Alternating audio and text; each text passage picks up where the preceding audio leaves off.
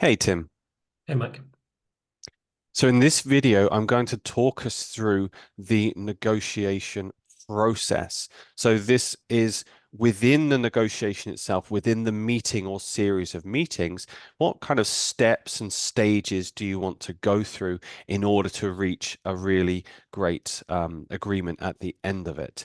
And the way we describe this is with this model, which should appear now on the screen, and it's got four stages. I'm going to take us through those four stages and just describe a little bit more about what this model is showing us. As I highlighted, this does not include the preparation, which we'll look at a bit later, and it does not include what you do after the negotiation. This is purely within the negotiation meeting or meetings themselves. And just quickly, you said that it was also not just for one meeting, but a series of meetings. Does that mean you're going to be reflecting on this model for every meeting, or does it kind of cross over all of them? So what's really important is that if you're having a negotiation over multiple meetings, that means there's a level of complexity, there's a level of depth and time that needs to be committed to the negotiation and the agreement that you're trying to reach. So it's not that every time you have to start back completely from the beginning, but Okay. it's not also necessarily that you will just go in a very linear fashion all the way through. It's very likely you'll go through and then you'll come back like this, and you'll come back through, and maybe each meeting you'll take a little, half a step further through the process, but you'll have to revert back at certain points. Yeah, Okay. Mhm. great. Now, when you start a negotiation meeting or discussion, of course, the first thing you want to do is the opening.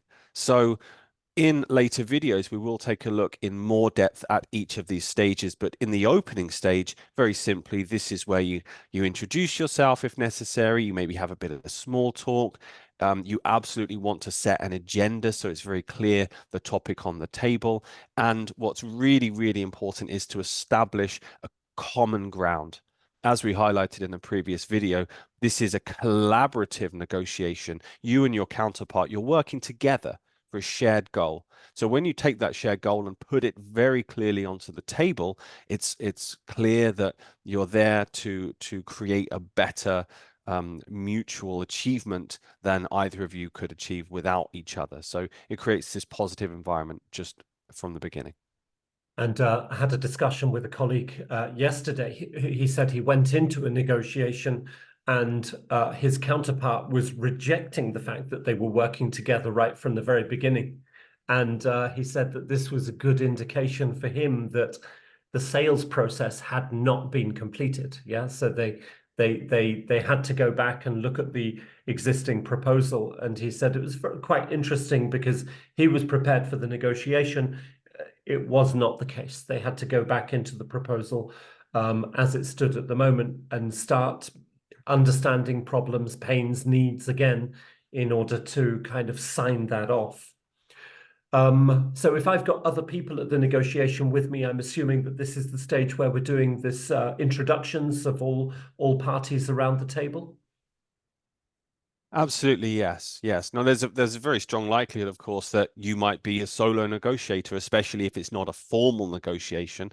But if you do have other people with you, and we'll look at the potential roles within a negotiation in another video. But if you do have other people there, then yes, we want to make sure, of course, that everybody is introduced and it's kind of clear the expectation of who the primary negotiator is going to be and how the other people are going to interact as well. Okay. Yes. Yeah. I think one thing to highlight there, you mentioned this discussion you had yesterday where the person wasn't seeing that it was a collaborative negotiation and they thought it was combative. That also tells me probably that they are also maybe not tr a trained negotiator themselves, because that can cause an issue, because without the training, people do have this idea that it is combative, it is competitive, and that in order for me to win, you have to lose. And that is definitely not the case in the vast majority of business negotiations. And what we're doing in the opening stage is we're showing the other side that by putting this common ground on the table. Okay. Mhm. Now, having said that, we've had the opening stage. What we do need to do in order to reach a really full agreement, we do have to put our differences and our issues onto the table, right? So Mhm. the second stage is moving apart. So you can see the lines, they've gone along here in a kind of normal, even fashion, and then suddenly they do move apart from each other at this point. And this is intentional. This is very clear, very intentional. We want this to happen because what we have to promote is an open discussion with information sharing, active listening, and question asking, so we can kind of uncover every stone, find out what their goals are, find out what their needs are, what their priorities are as well. So you're basically anticipating that there are going to be differences of opinion. You're anticipating that there will be arguments, potentially even conflicts, and so you're getting prepared for that stage, or you're initiating that difference of opinion. Exactly, yes. You really have two choices.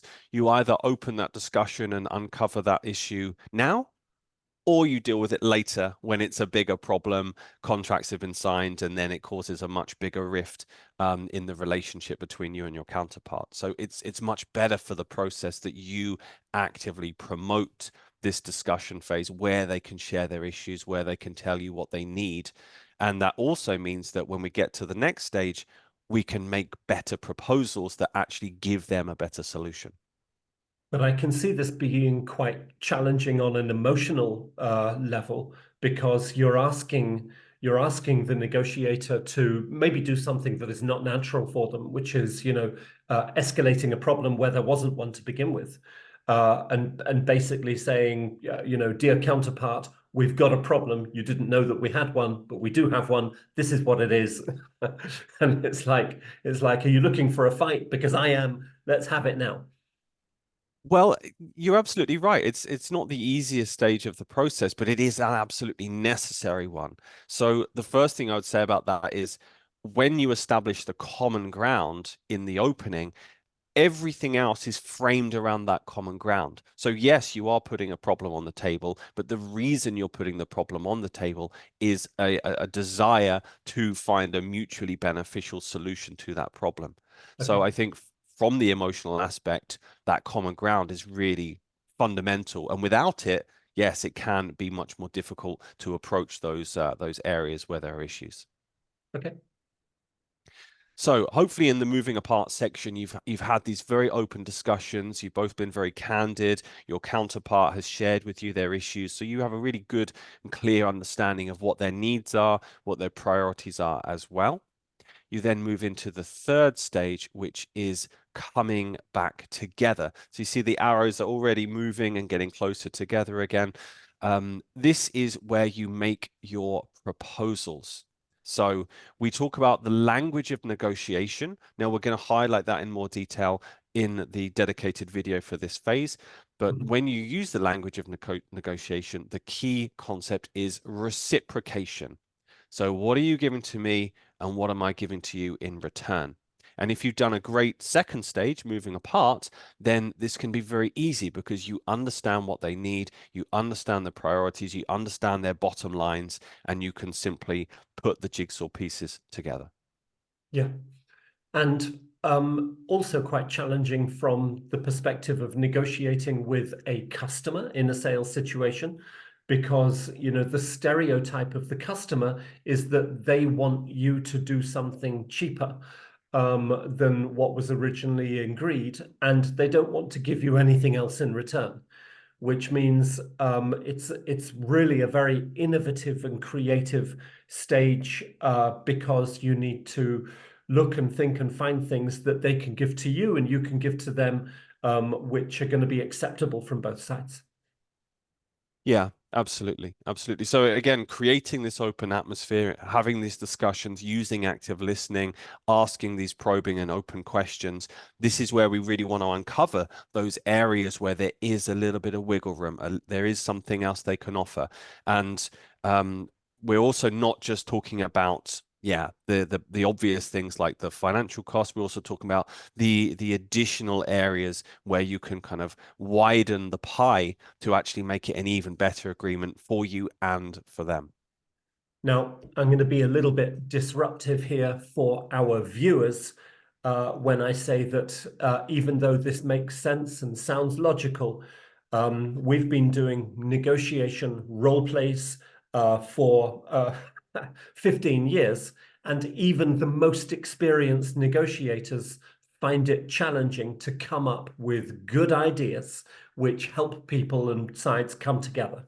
So when it comes to being innovative and creative, it really is extremely challenging to get people who are locked into their systems and locked into their view of the world to actually come up with things that can be seen as elements of creativity to help that stage.